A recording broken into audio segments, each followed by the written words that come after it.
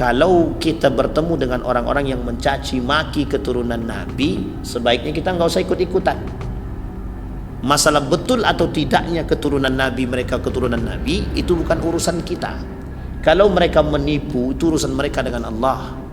Tapi kalau mereka benar dan kita mencaci maki, maka kita mendapatkan ancaman yang serupa. Maka sebaiknya kita tidak usah ikut campur dalam urusan tersebut. Kalau mereka berdusta, faqad kadzdzaba ala Rasulillah, mereka sudah berdusta atas nama Rasulullah, muta'ammidan falyatabawwa maq'adahu minan nar, mereka akan mendapatkan tempat khusus, tiket khusus di neraka. Nabi kata dalam hadis itu nerakanya khusus, neraka jahanam. Nah, itu dia poin penting bagi kita. Jadi hati-hati. Dan seperti ini sekarang sedang tenar pengikut-pengikut IMAT CS. Nah, ini PWILS. Na'udzubillah thumma na'udzubillah.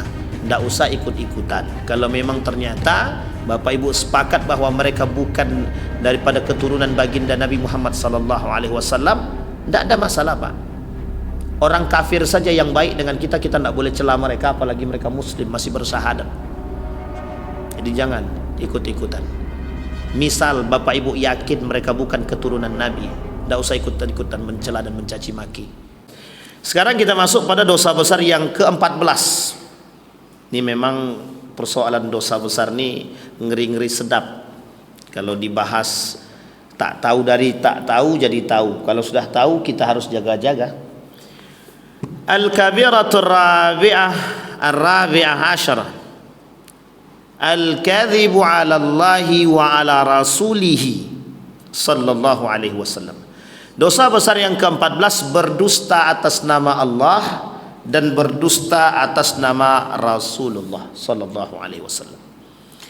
Wa qala Allah azza wa jalla wa yawmal qiyamati tara alladhi kadzabu 'ala Allahi wujuhuhum muswaddah.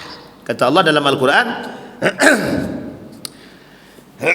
orang yang berdusta atas nama Allah, wajah mereka itu muswaddah, hitam, kelam, lebam, bentuk terbakar, hangus.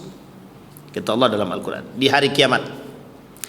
Qala Al-Hasan, humul ladzina yaquluna in syi'na fa'alna wa in syi'na lam naf'al.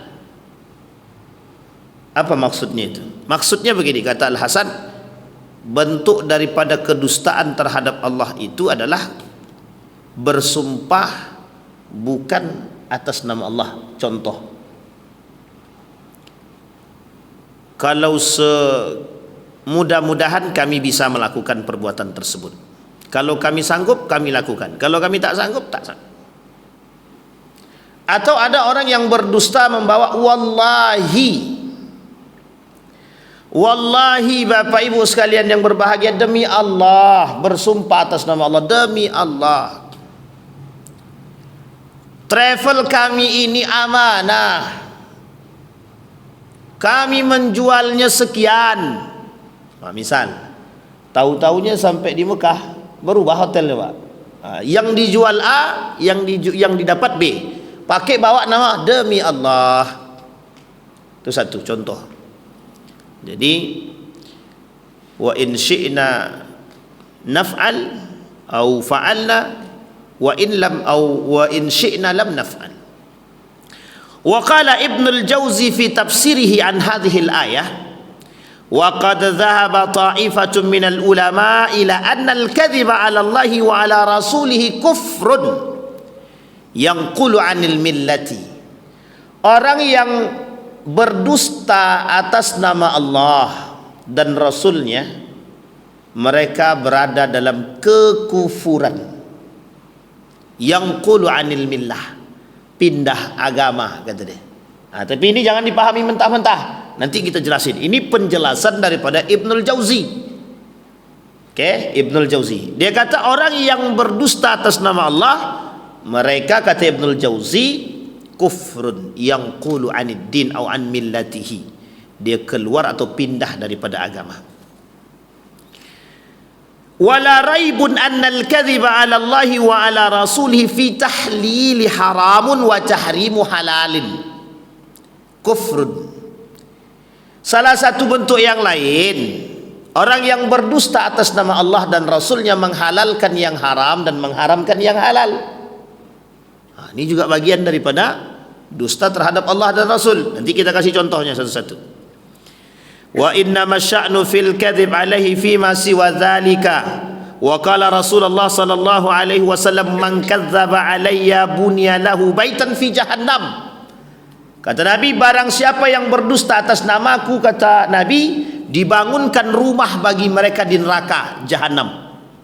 Jadi orang yang suka berdusta atas nama Allah itu dan Rasulnya, kata Nabi, yang bersumpah atas namaku, kata Nabi, dimasukkan tempatnya di neraka jahanam, kemudian dibangunkan rumah di sana.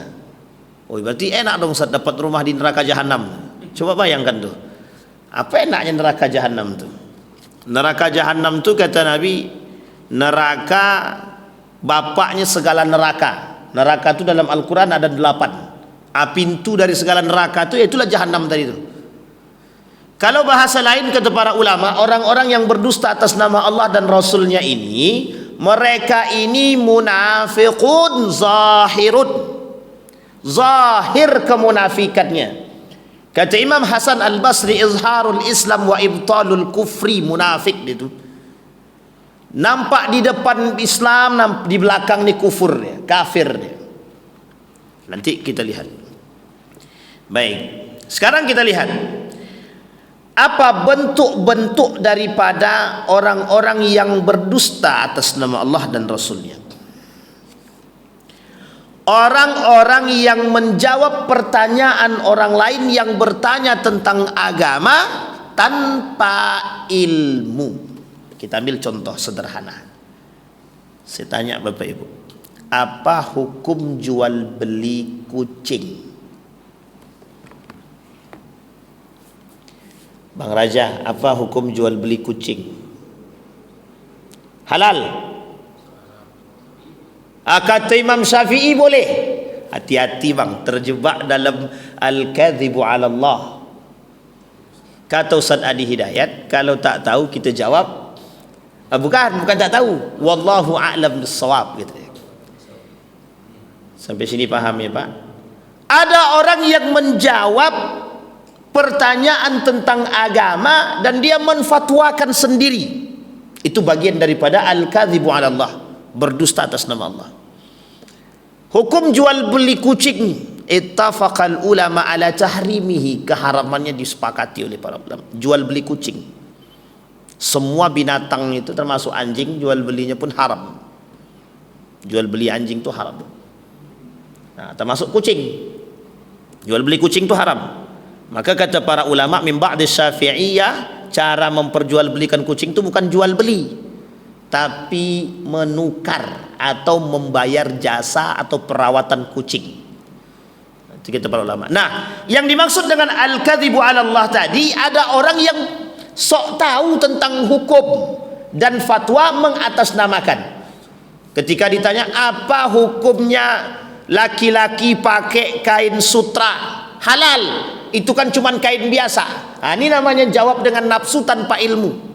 Kata para ulama itu masalah. Yang kedua, berkomentar tanpa ilmu. Apa berkomentar tanpa ilmu? Nah, ini banyak nih. Ini kalau mau tengok nih, seperti ini penyakitnya, yang bagian daripada kenifakan, terindikasi kemunafikan, atau terindikasi orang-orang yang mohon maaf hampir menyerempet pada al-kadzib ala Allah itu, orang-orang yang berkomentar seolah-olah mengerti akan persoalan tersebut. Nah, ini kalau Bapak Ibu mau lihat itu, tengoklah orang-orang yang berkomentar di sosmed, sosial media. Banyak ahli fatwa muncul, padahal tidak tahu itu. Ahli fatwa muncul itu, seolah-olah merasa mengerti agama, dan mereka berkomentar membawa urusan pribadi, membawa pengetahuan pribadi. Bapak Ibu, persoalan fikih ini selesai. Persoalan fikih di muka bumi ini itu selesai, diselesaikan oleh para ulama yang alim bi ijtihadihi, dengan ijtihad mereka. Jadi kalau kita mengatakan sesuatu tentang perkara hukum, sebaiknya, kata para ulama, sebaiknya dan selazimnya seorang dai ingin mengutarakan persoalan hukum, membawa nama ulama yang kredibel terhadap pakar hukum tersebut. Misal tentang persoalan kucing tadi, sebagian ulama Syafi'i mengatakan kalau kita kenal nama ulamanya itu lebih baik. Nah, sebutkan, berkata bahwa jual beli kucing haram, kan gitu. Nah, misal persoalan anjing, najis apa tak najis, kata Imam Syafi'i, dari liurnya sampai bulunya sampai badan, semua yang terlibat dalam anjing tersebut semua hukumnya najis, kata Imam Syafi'i, madhab Syafi'i. Tapi tak boleh kita bawa atas nama kita, siapa lo? Mujtahid bukan. Karena seorang yang boleh berfatwa itu ada syaratnya. Syarat seorang boleh berfatwa itu ada, dan dia boleh berijtihad. Apa syaratnya? Minimal 6.000 hadis dihafal. Kata ulama yang kata 60.000. Nah, sekarang tinggal pilih, mau pilih 6.000 atau 60.000. Jangankan 6.000, 1.000 aja susahnya minta ampun. Nah, kata para ulama, dan hafal Al-Quran, dan mengerti ilmu tafsir, dan mengerti bahasa Arab, serta mengerti ilmu balaghah dan ilmu-ilmu yang lain. Sekarang kita pelajari ilmu Al-Quran. Dalam ilmu Al-Quran itu, al-itqan fi ulumil Quran, mabahis fi ulumil Quran, itu kalau kita kaji satu-satu, kita ambil satu judul aja, satu cabang ilmu saja dari Al-Quran itu atau poinnya, salah satunya adalah al-lahnu, lahan fil Quran, kesalahan dalam membaca Al-Quran, al-lahnu fi qiraatil Quran. Itu dibahas oleh para ulama 3 buku, bahkan ada yang 2 jilid, ada yang 3 jilid, tentang lahannya saja, al-lahnu fil Quran. Nah, kalau dah khatam dia persoalan Al-Quran nih, baru bisa dikatakan mujtahid dia. Kalau tidak khatam dia, apa yang mau dikatakan mujtahid? Al-Quran aja tak hafal, kul huwallah aja berlepotan, itu kemudian berfatwa. Nah, itu makanya dikatakan oleh Dr. Mawardi Muhammad Saleh itu baru keluar dia lah jadi ahli fatwa dia. Beliau Dr. Mawardi itu berapa tahun itu? S1, S2, S3 di Madinah, membahas satu mazhab Imam Asy-Syafi'i sampai sekarang tak selesai. Disertasinya hampir 600 lembar. 1.000. 1.000. Nah, itu kira-kira gimana tuh? Itu udah ngelotok, itu pun kata beliau belum selesai semua. Apa tak lagi kalau dibahas mazhab yang lain. Berarti kalau 4 mazhab, satu mazhab Syafi'i aja secara dasar aja 1.000, berarti kalau 4 mazhab 4.000. Itu pengkor tangan tuh Pak, nulis tuh Pak. Coba. Dan itu pakai bahasa Arab nulisnya itu. Itu pun beliau bukan mujtahid. Dr. Mawardi itu tidak mujtahid, hafal Al-Quran. Nah, coba bayangkan, belum bisa dikatakan mujtahid. Dan beliau juga tidak mengakui bahwa diri beliau mujtahid. Nah, sekarang cuma mohon maaf, kita tidak merendahkan siapapun. Jangan menjadi ahli fatwa yang mendadak. Belajar agama 20 tahun belajar agama. Syekh Said Ramadan Al-Buti. Said Ramadan Al-Buti itu sepanjang hidup dan hayatnya hanya belajar agama saja, Pak. Sampai menjadi mufti dia, menjadi ulama besar dia di Syria itu pun tidak berani mengatakan bahwa diri dia seorang lah ini ada orang baru-baru udah jadi mufti dia. Nah, keluar dia langsung kata dia, kencing kucing itu halal, kata dia. Ada kacau kita dibuatnya kan. Bapak Nabi, ibu Nabi masuk neraka, kata dia. Jadi persoalan seperti ini tak bisa dikaji begitu saja. Harus butuh pemahaman yang lebih kompleks, Pak. Sehingga mohon maaf, ada hadis mengatakan la'anallahu zawaratul kubur. Rasulullah melarang dan melaknat wanita-wanita ziarah kubur. Protes semua perempuan itu, yakin saya, Pak. Kenapa kami tak boleh? Masa kalau laki kami mati kami tak boleh ke kubur, kata dia. Tidak usah ke kubur, di rumah aja. Ternyata satu hadis ini itu dipersoalkan oleh para ulama, dibahas. Satu hadis itu yang membahasnya, Pak, yang membahasnya itu ulamanya ribuan, satu hadis toh. Kita ambil contoh, ada ulama kita Indonesia ini yang pakar betul, Pak. Ada namanya Gus Qayyum. Tahu, pernah dengar namanya, Pak? Gus Qayyum. Satu ayat, membahas satu ayat dalam Al-Quran menghadirkan 17 tafsir. Dalam sehari dia wajib kalau mau mempelajari tafsir satu ayat harus 17 tafsir. Yang harus dia setorkan pemahaman 17 ini kepada bapak dia. Itu baru pakar, Pak. Itu pun belum bisa dikatakan mujtahid. Coba bayangkan. Nah, jadi ada orang-orang yang berkomentar. Nah, yang kita khawatirkan adalah orang-orang yang seperti ini ketika mereka berkomentar seolah-olah mereka pakar di bidang tersebut. Na'udzubillahi tsumma na'udzubillah.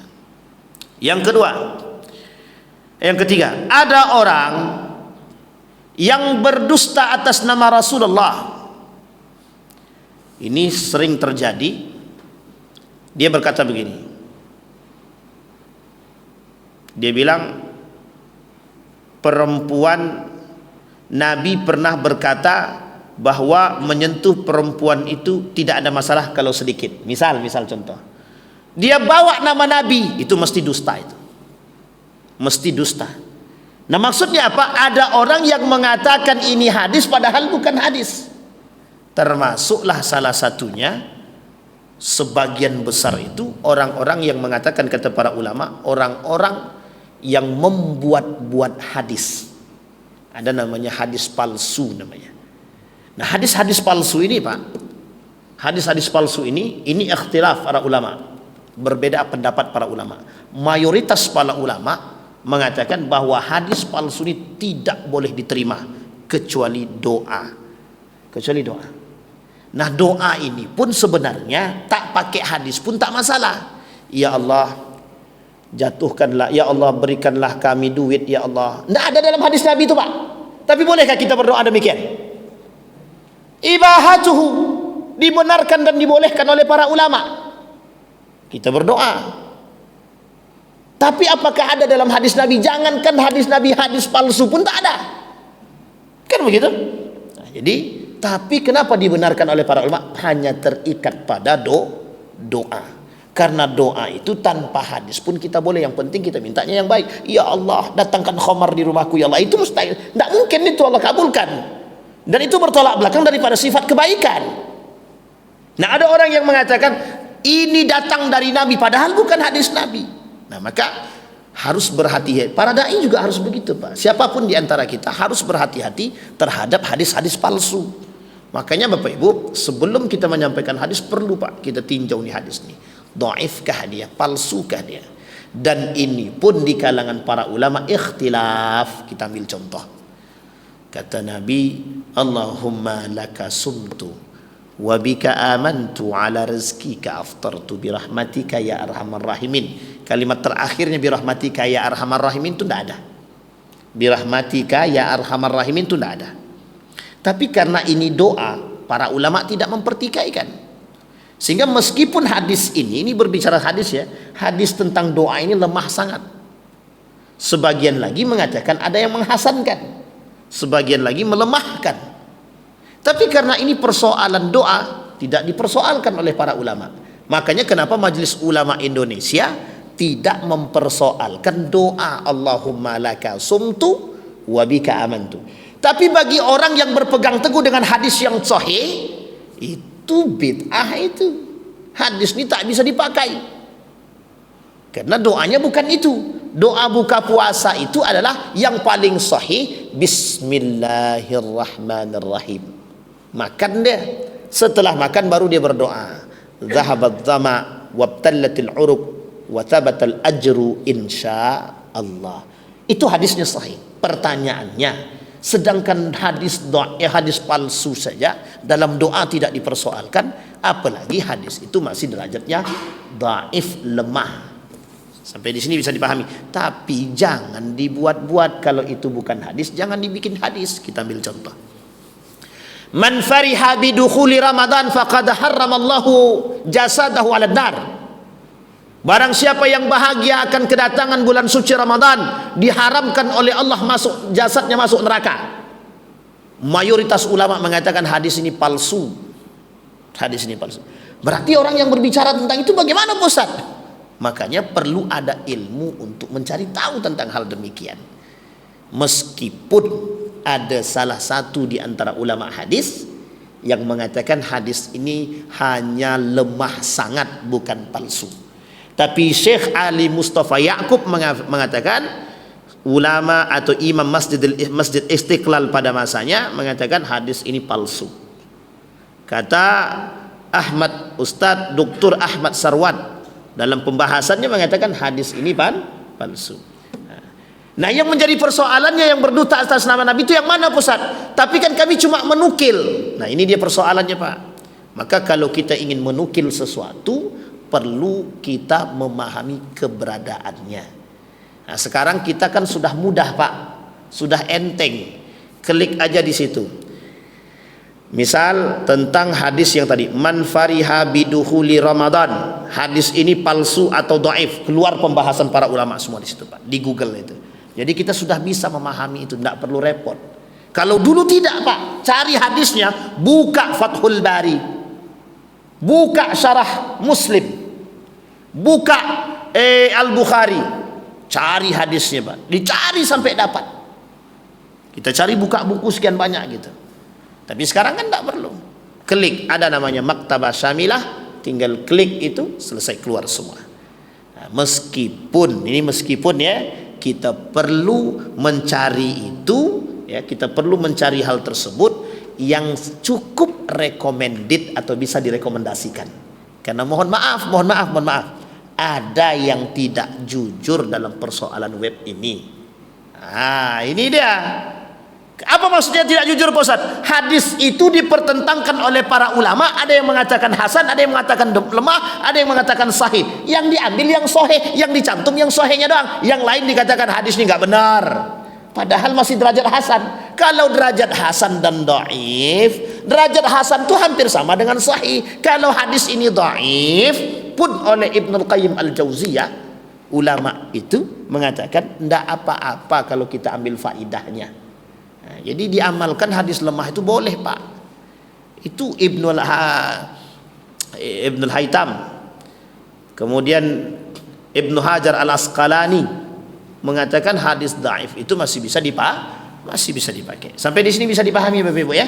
Ini persoalan berdusta atas nama Allah. Nah, ada kaitannya orang-orang yang berdusta atas nama Allah yang lain. Ada sumpah mengatasnamakan Allah, dan sumpah mengatasnamakan Al-Quran, dan sumpah mengatasnamakan Rasulullah sallallahu alaihi wasallam, kemudian mereka berdusta atas sumpah tersebut. Nah, jadi jangan cepat-cepat, jangan mudah-mudah bersumpah demi Allah, wallahi, demi Rasulullah. Nah, taruh Al-Quran di atas. Apakah kamu yakin bisa melakukan perbuatan? Yakin. Bismillah. Besok pagi langsung masuk daftar nama korupsi pertama. Itu muskilah itu. Nah, kan ini dah kasus itu. Besoknya mau jadi pembicara korupsi, tapi malah kita yang masuk. Nah, ini na'udzubillah tsumma na'udzubillah. Apa kata Nabi dalam hadisnya? Waqala Rasulullah sallallahu alaihi wasallam, inna kadhiban alayya laisa ka kadhibin ala ghairi.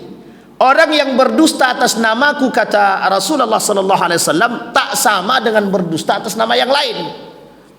Man kadzdzaba alayya muta'ammidan falyatabawwa maq'adahu minan nar. Orang yang berdusta atas namaku, kata Rasulullah, dia bersiap sedang membeli tiket untuk masuk ke neraka.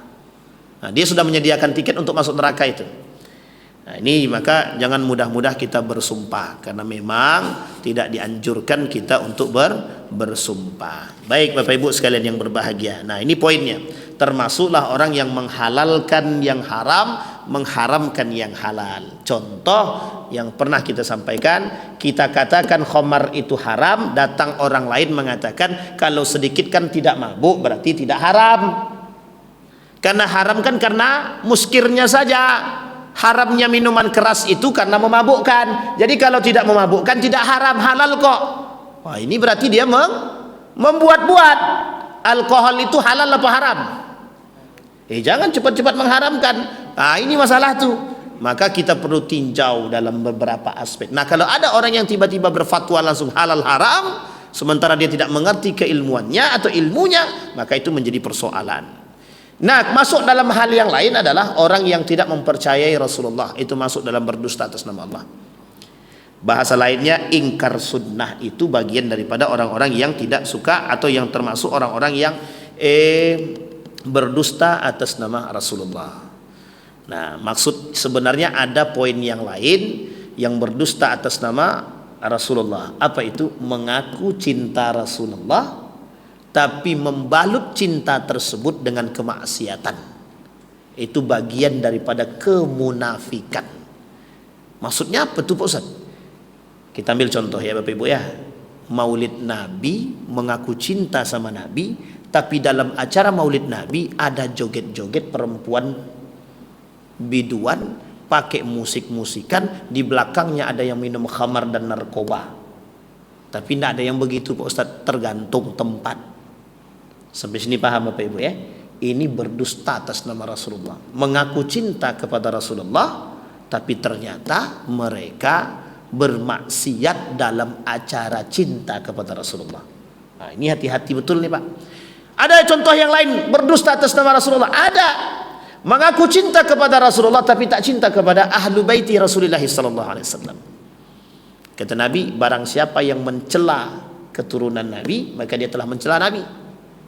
Nah, ini poin juga bagi kita Pak. Maka mohon maaf Bapak Ibu, kalau kita bertemu dengan orang-orang yang mencaci maki keturunan Nabi, sebaiknya kita nggak usah ikut-ikutan.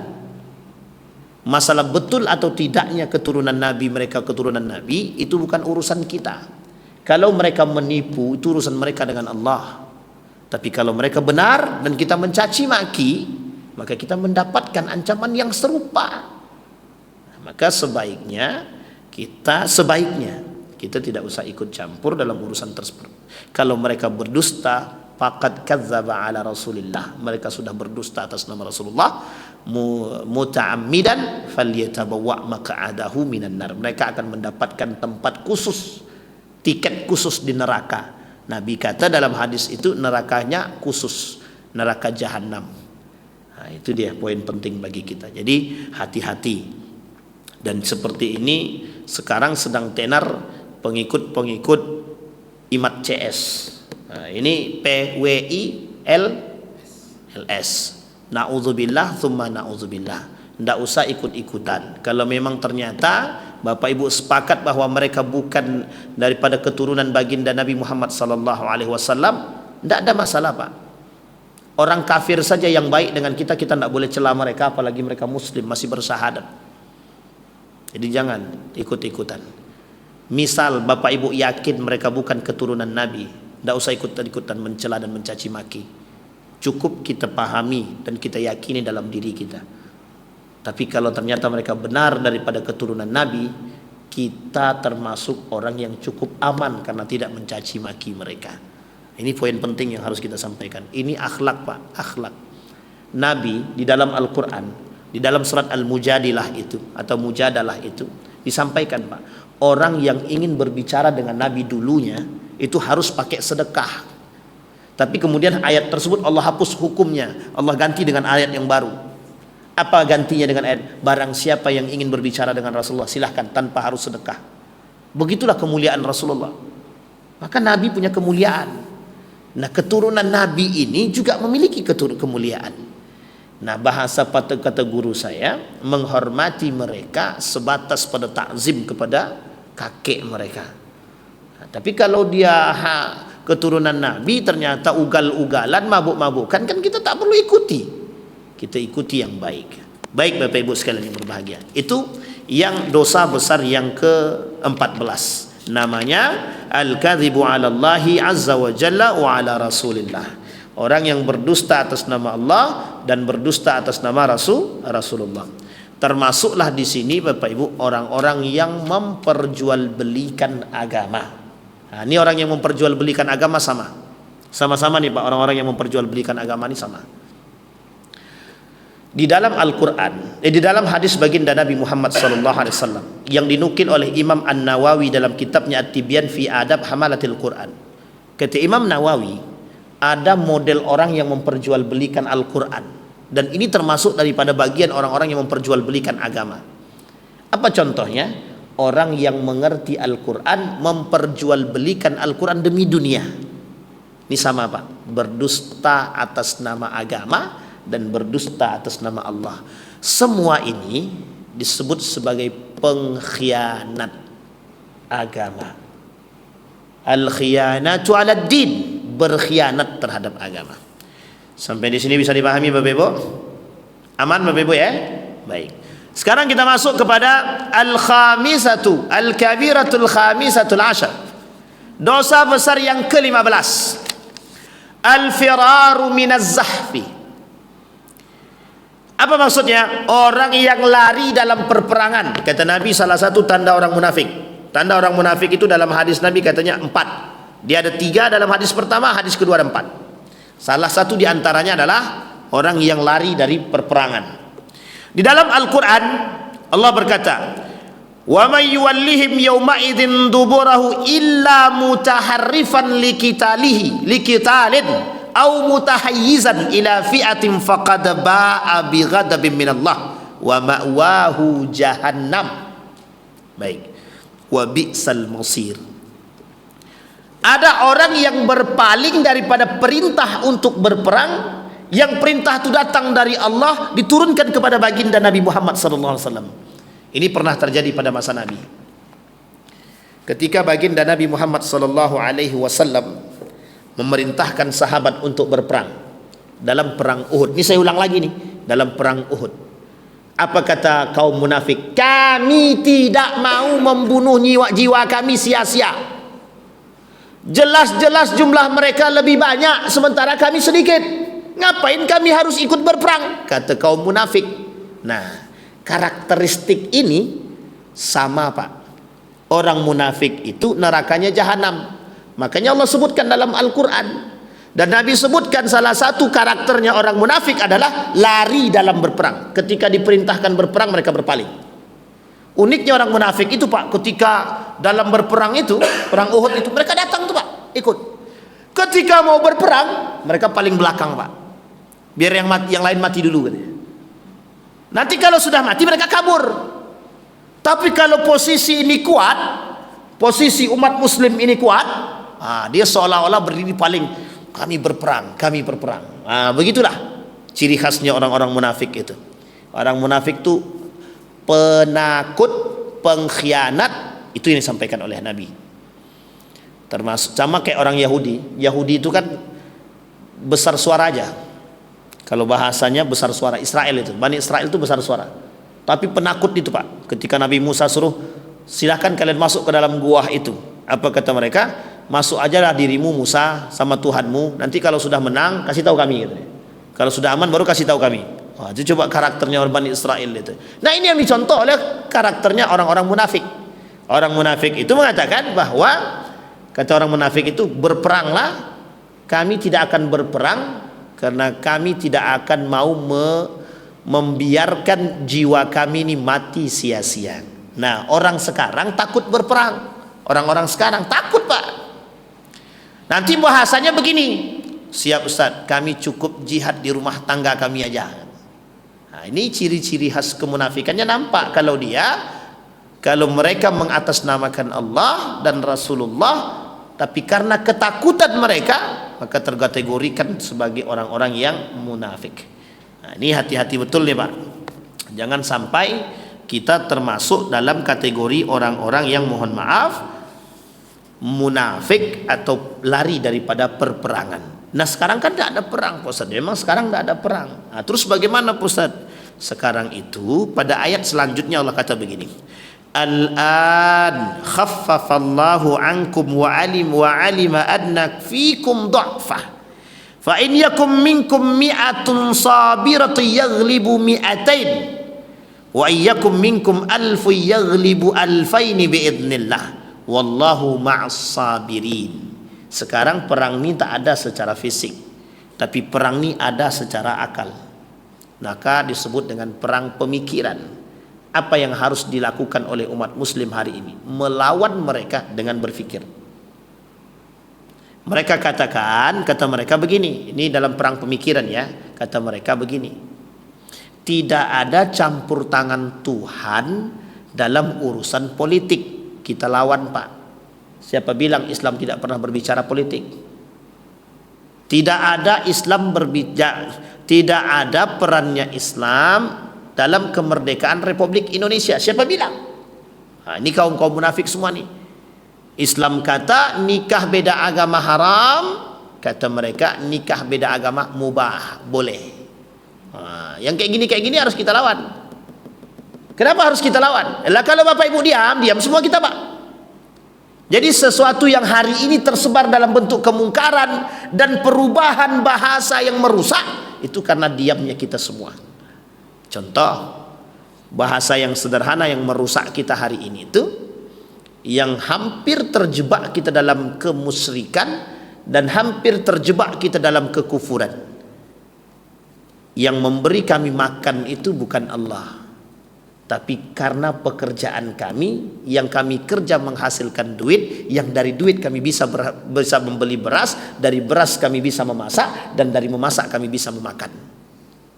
Coba bayangkan. Sekarang saya tanya, ada enggak campur tangan Allah di situ?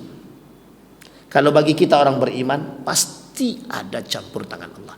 Tapi bagi mereka yang tidak beriman, bagi mereka yang tidak percaya kepada Allah, apa mereka katakan? Mereka akan katakan bahwa kalau kau cinta pada Allah, tapi kau tak bekerja, bagaimana kau mau makan? Makanlah cinta sama Allah tuh. Sampai sini paham Pak ya?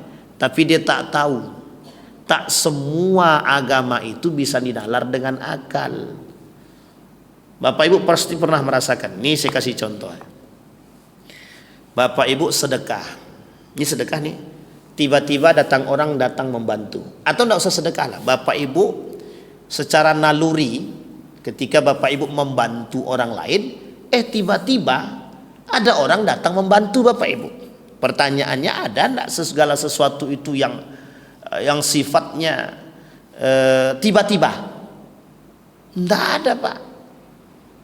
Campur tangan Allah pasti ada. Nah orang berpikiran, nah ya itu kebetulan aja itu. Besok dibuatnya lagi, kebetulan lagi. Mau sampai kapan kebetulan itu kita katakan? Dan itu sudah janjinya Allah. Oh, ketika ada orang baik maka akan datang orang lain yang baik. Kalau bahasa lain namanya hukmus syajarah.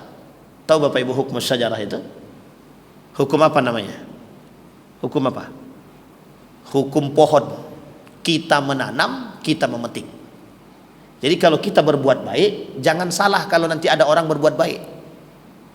Nah, nanti kita pas ada orang berbuat baik, wah, memang begitu hukumnya Pak. Kita berbuat baik kepada orang, mesti akan Allah datangkan orang yang juga berbuat baik kepada kita. Misal Bapak Ibu membantu orang, tidak datang hari ini orang tuh atau orang lain tak datang bantuan kepada Bapak Ibu, mesti yakinlah bahwa satu saat nanti akan ada bantuan lain kepada Bapak Ibu. Nah, maka perlu kalau mau melakukan penelitian harus diingat setiap perbuatan itu. Ingatlah, nanti akan ketemu titiknya di situ. Sampai di sini bisa dipahami ya Bapak Ibu ya. Maka kata Allah di dalam Al-Qur'an, wa tawalla yaumaz zahfi wa la tahsaban. Kata Allah di dalam Al-Qur'an itu, barang siapa yang berpaling daripada perperangan ketika datang kepada mereka perintah, maka mereka disebut sebagai pengkhianat. Dan pengkhianat ini bagian daripada kemunafikan. Satu cerita sebelum kita tutup. Dulu pada masa Nabi dalam perang Tabuk kalau saya tak salah itu, ada seorang pemuda diperintahkan oleh Nabi, yuk semua laki-laki semuanya kita berperang. Ada satu orang pemuda yang tidak mau berperang, tidak mau dia berperang. Nah ketika dia tidak mau berperang, orang lain semua sudah pergi, bukan tak sengaja, kemudian dia keluarlah dari rumah. Ketika dia keluar dari rumah, lewatlah ada beberapa wanita lewat. Apa kata wanita tersebut? Kemudian wanita tersebut mencemooh laki-laki ini. Kok orang laki-laki pada berperang, dia nggak berperang? Oh ini laki-laki atau bukan? Gitu. Sehingga mendengar kalimat itu, hati dia terpancing, emosi dia timbul, masuk ke dalam rumah, dia ambil pedangnya, dia keluar pergi ke belakang rumahnya, dia ambil kudanya, Pak. Dia pergi berperang ke Tabuk, Pak. Ketika berperang, apa kata para sahabat? Dahsyat. Si Fulan bin Fulan berperang dengan gagah dan berani. Semua sahabat yang melihat itu kagum Pak. Disampaikanlah kepada Nabi. Nabi Fulan bin Fulan begitu gagahnya dalam berperang. Dijawab sama Nabi dengan santai. Apa kata Nabi? Dia berperang bukan untuk kita. Dia berperang untuk kehormatan harga diri dia. Itu pun oleh Nabi dikatakan bagian daripada kemunafikan. Sampai di sini bisa dipahami Bapak Ibu ya. Nah, ini bagian daripada dosa besar. Apa dampak daripada perbuatan ini? Allah janjikan bagi mereka neraka jahanam. Dan kata Allah, itulah tempat kembali yang paling buruk bagi mereka. Coba bayangkan, bagi mereka, tercelahlah mereka, terlaknatlah mereka, kata Allah. Allah masukkan mereka ke dalam neraka jahanam. Mudah-mudahan dari pembahasan kita ini, kita dijauhkan oleh Allah dari dua karakter ini. Yang pertama, berpaling daripada kebenaran, itu bagian daripada perperangan. Berpaling daripada peperangan, yang perperangan tersebut hari ini tidak kita temukan, tapi setidaknya kita membantu orang-orang yang sedang berperang dalam perang pemikiran. Yang kedua, semoga kita tak terjerumus dalam karakter berdusta kepada Allah dan Rasulullah, agar kita bisa mengungkapkan sesuatu yang baik sehingga itu yang diridhai oleh Allah Subhanahu wa taala, sehingga setiap perbuatan kita tidak terjebak dalam kekufuran. Kedua-dua ini, neraka yang dijanjikan bagi mereka sama dengan orang-orang munafik, dan mereka semua bagian daripada kemunafikan itu. Nerakanya jahanam, fabi'sal masir, tempat seburuk-buruk tempat kembali. Mudah-mudahan ada manfaat bagi kita semua. Mudah-mudahan kita diridhai oleh Allah dan diberkahi. Fa'tabiru ya ulil absar la'allakum tuflihun. Assalamualaikum warahmatullahi wabarakatuh.